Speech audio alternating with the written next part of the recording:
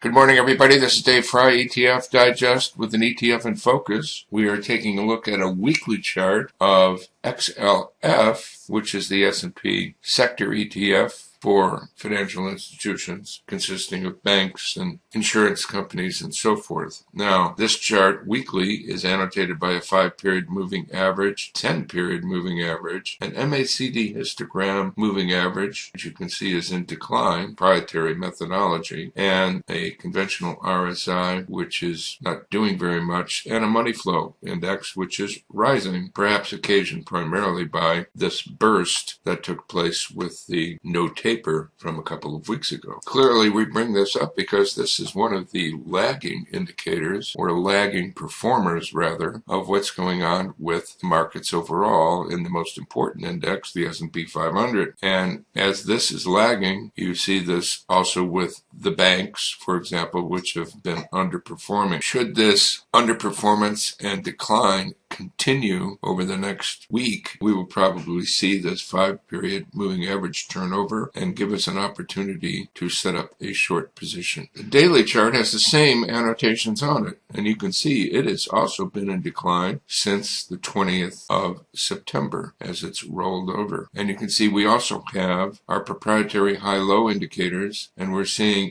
on the daily charts anyway, the development of a low, which may or may not prove fruitful. We are more focused on weekly charts, and which eliminates a lot of the noise that we see day to day. But you can see that this wave-like pattern has continued with high over here all the way back in July, the middle of July, and then after a little bit, a week or two, we turned right over since that period. And the same is true here with on the 13th of September. We had a high, which is not the high, but we came close enough within 1 week.